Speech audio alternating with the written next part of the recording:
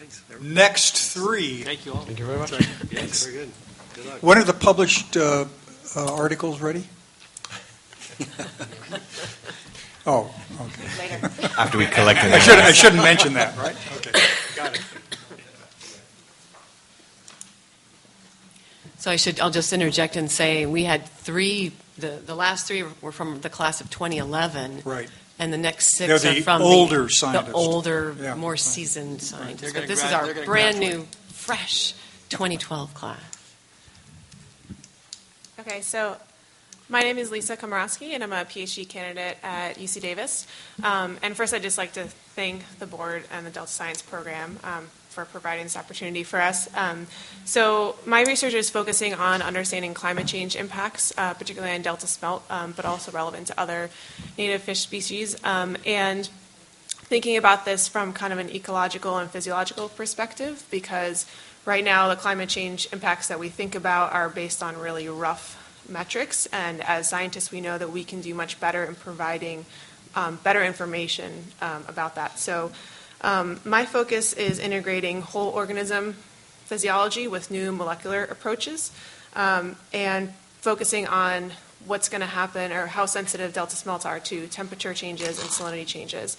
And I do this with all the different life stages. So just like we know that kids and humans are more sensitive to things relative to adults, the same is true for many fish and other organisms, where the larval stages might have different sensitivities versus the juveniles and adults.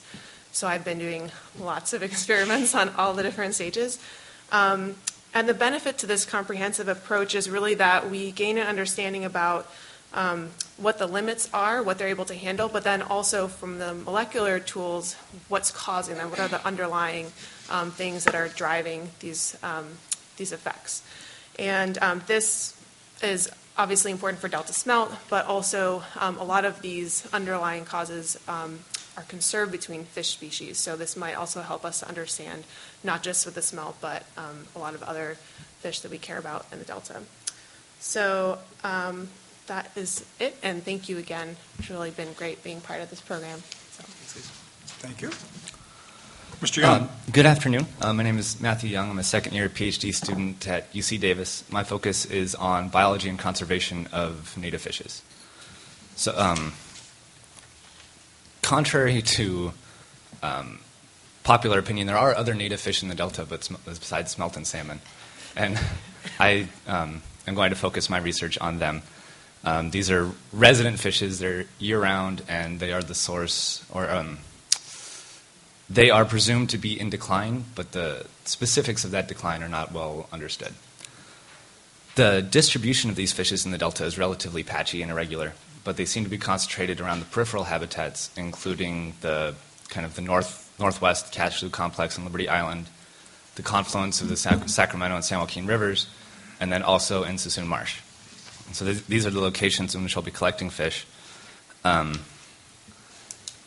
These areas are also of major interest for restoration projects. So I know there's work going on in all of these places currently, and there's proposed work further based to BDCP mandates.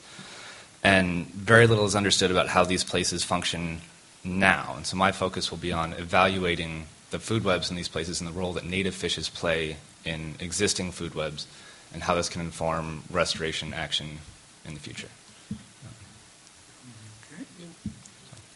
Hi Ms. there. Howe? My name is Emily Howe, and I'm a postdoctoral researcher at the University of Washington School of Aquatic and Fishery Sciences, and I am also a food web biologist. And my specific interest is to examine the role of estuarine marshes or coastal wetlands in supporting the food web. San Francisco Bay is a unique and somewhat odd estuary for a variety of reasons, but one of them is that the food web here is largely supported by phytoplankton, and that's strange. Most large estuaries are supported by decaying marsh plants, so detritus is what we call it. And so we hypothesized that maybe part of the reason that we're seeing species decline is that there's food limitation in the estuary, and perhaps part of that food limitation is that we just don't have the sources, we don't have the marshes anymore to produce adequate amounts of food. So my project is to go into these marsh areas and to determine whether or not the marsh plants are actually acting as a source of food for the invertebrates, or the fish prey, as well as the fishes. And if these organisms are consuming this type of food, the marsh plants, then we know that when we're restoring marshes up and down the Sacramento River in the Delta region, that we're not only providing just structural habitat, but we're creating these grocery stores for fish to go to. And the second part of my project is to then look at how far away from these marshes that good food source is being distributed or transported downstream.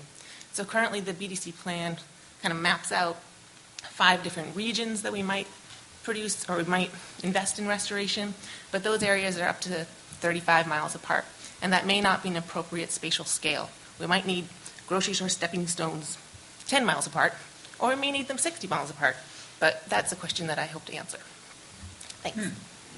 So is the state going to put you in charge of Sherman Island for the next 2 years so you can experiment freely? Oh boy, that place is a place to get stuck in the mud. I'm not sure I want that job. Thank you, Ms. Howe. Thank you all.